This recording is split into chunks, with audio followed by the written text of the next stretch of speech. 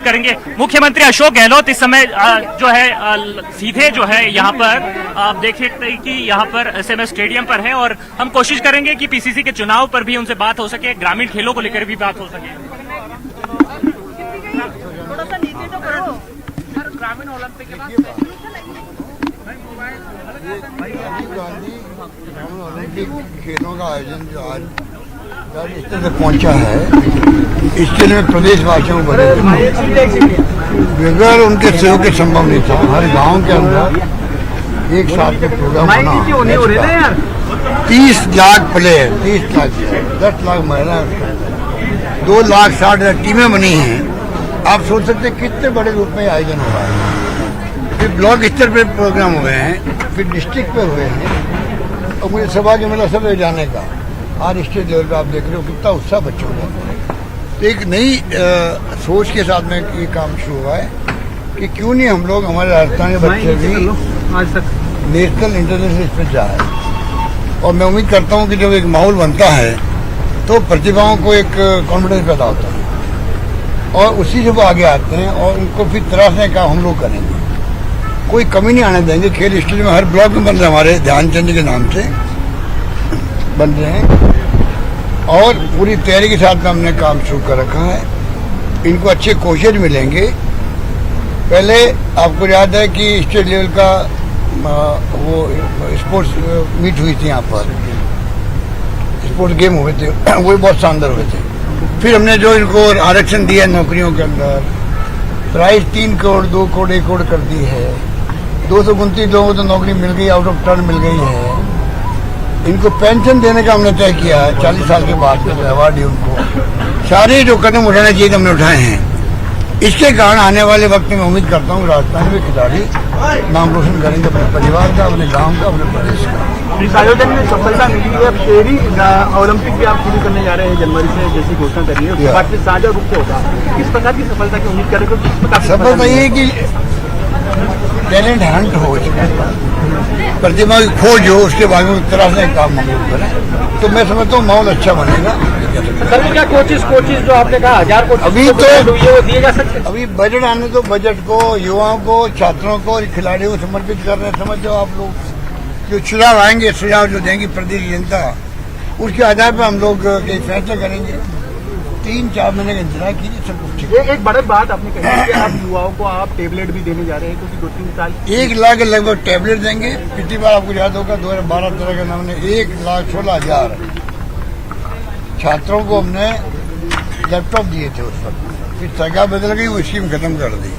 अभी क्योंकि 2-3 साल बटे नहीं हैं, हम एक साथ बांट रहे हैं, लगभग 1 लाख हो जाएंगे। जमाना IT का है, मोबाइल फोन का। 1 करोड़ 35 लाख महिलाओं को उनको जो स्मार्टफोन दे रहे हैं, 3 साल की इंटरनेट सेवाएं फ्री। ये उस परिवार में क्रांति होगी जिसके साधन नहीं, जिनके पास पैसे वाले की बात छोड़ दीजिए, उनके पास तो मोबाइल 1 नहीं 2 होंगे, 3 होंगे। पर जो साधनहीन लोग हैं उनके घरों में स्मार्टफोन जाना, 3 साल की इंटरनेट सेवाओं की फ्री, मैं समझता हूँ बहुत बड़ा कदम है ये। और उससे बच्चे पढ़ाई की बात है तो ऑफलाइन पढ़ाई तकलीफ आई थी लोगों ने, ऑनलाइन भाग लेंगे वो लोग। घर का माहौल ठीक होगा। नॉलेज इज पावर और नॉलेज इज वेल्थ, ये नया नारा चला है दुनिया के अंदर। जिसके पास में ज्ञान है वही धनवान है, जिसके पास ज्ञान है वही पावरफुल है। उसी भावना के साथ में हम लोग काम कर रहे हैं। महिलाओं का सशक्तिकरण भी होगा और एक फिजा बदलेगी पूरे राजस्थान में। सर आपने अभी अंदर कहा कि हिंदी भाषित प्रदेशों में कितना प्रभाव आपको? अभी तो लहर चल रही पूरे सब जगह देश के अंदर। राहुल गांधी जब तो आए नहीं है नॉर्थ इंडिया, उसके पहले लहर चलने लग गई है। जिस प्रकार से आप जितने प्लेटफॉर्म हैं सोशल मीडिया के या डिस्कशन आते रहते हैं साहित्यकारों के, पत्रकारों के, लेखकों के, आप अगर उनको सुनते होंगे तो आप पाएंगे कि राहुल गांधी जी के बारे में जो इमेज बनी है कि देश के अंदर प्यार, मोहब्बत, भाईचारे की बात करके निकले, वो देश एक रहे, अखंड रहे, मजबूत रहे, जिसके लिए इंदिरा गांधी जी ने जान दे दी। राजीव गांधी जी शहीद हो गए, सरदार बहन जी शहीद हो गए और कई लोग गैर शहीद हुए हैं।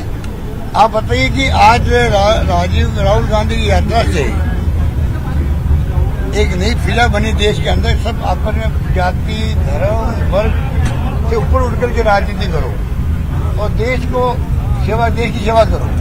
बजाय कि आप धर्म के नाम पे बांट दोगे लोगों को, जाति से बांट दोगे, थोड़े समय के लिए अच्छा लग सकता है लोगों को, परंतु लॉन्ग टर्म में देश हित में नहीं है। ये थीम राहुल गांधी की है। और कल जब मैं गया वहां पर बेलारी के अंदर, तो क्या माहौल था वहां पर। लाखों लोग इकट्ठे हो रहे हैं यात्रा के अंदर, पैदल चल रहे हैं। और 25 किलोमीटर चलना किसे कहते हैं? 25 किलोमीटर यात्रा प्रतिदिन हो रही है, पूरे उत्साह के साथ हो रही है। मैंने कई डेलीगेट से बात की जो पैदल चल रहे हैं, कहता हमें 4-5 दिन तकलीफ हुई थी पहले, अब तो हम लोग हैबिचुअल हो गए, कोई दिक्कत नहीं। तो वो यात्रा ही बहुत ही, मैं समझता हूँ, शानदार मैसेज दे रही है। केंद्र सरकार दबाव में आ गई है।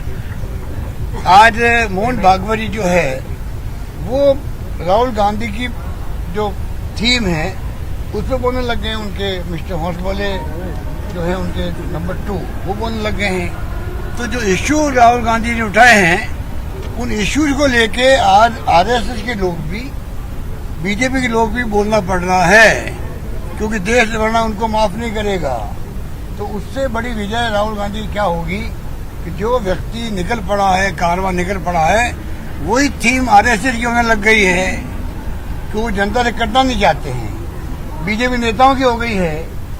तो नरेंद्र मोदी जी को और अमित शाह जी को सोचना पड़ेगा। अल्टीमेटली अगर जो राहुल गांधी जी कह रहे हैं, हम सब कह रहे हैं, प्राइम मिनिस्टर अपील करे देशवासियों को, इतनी हिंसा हो रही है, आपको हमको नहीं मालूम पड़ता है, छोटी छोटी बातों को लेकर हिंसा होने लग गई देश के अंदर, धर्म के नाम पे होने लग गई है, लिचिंग होने लग गई है। क्या क्या आप बताइए, अभी कोड़े लगा दिए मुस्लिम बच्चों को लेकर के।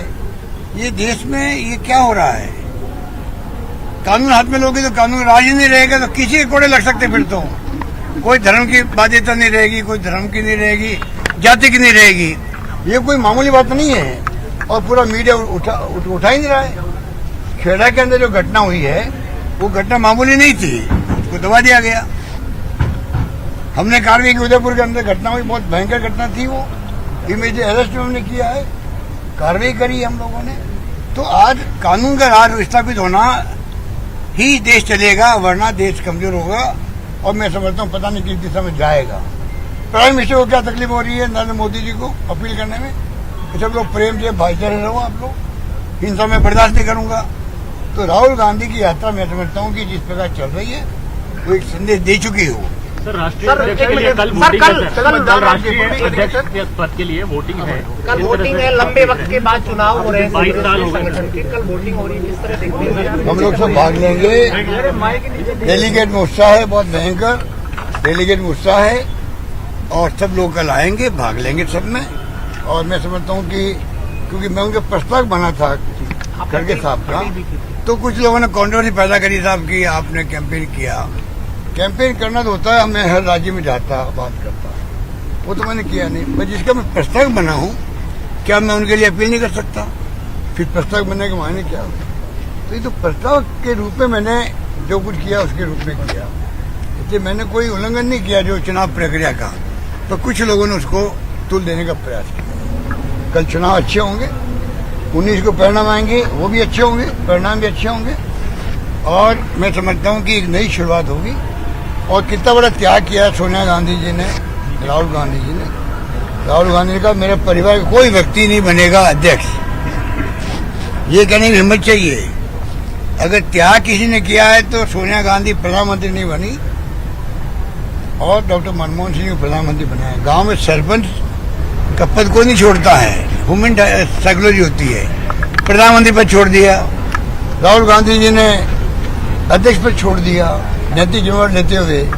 और तो साथ में सोनिया जी ने, जो राहुल गांधी जी ने कहा हमारे परिवार का मतलब सोनिया जी हो गई, राहुल जी हो गए, प्रियंका जी हो गई, कोई नहीं बनेगा तो कोई नहीं बना खड़ा हुआ है।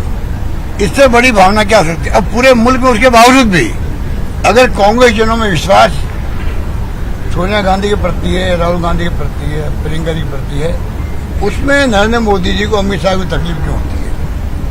बीजेपी को तकलीफ क्यों होती है? आरएसएस को तकलीफ क्यों होती है? वो अपना काम करे।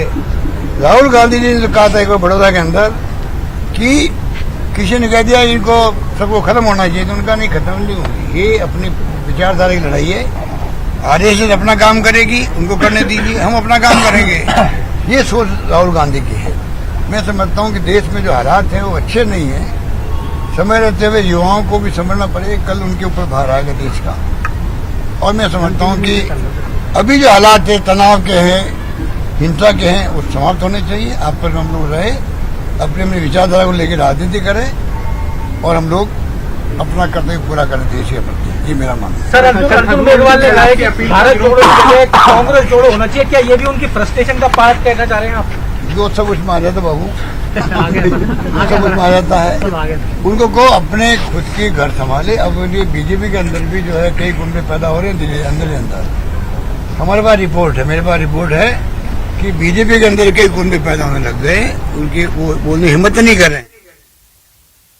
तो कल कांग्रेस राष्ट्रीय अध्यक्ष पद के लिए वोटिंग है और इसे लेकर सभी तैयारियां देश भर में पूरी कर ली गई हैं। बहुत शुक्रिया अशरफ और महेश, आप दोनों का तमाम जानकारियों के लिए। फिलहाल यहाँ रुकेंगे, छोटे से ब्रेक के लिए, लौटेंगे फौरन।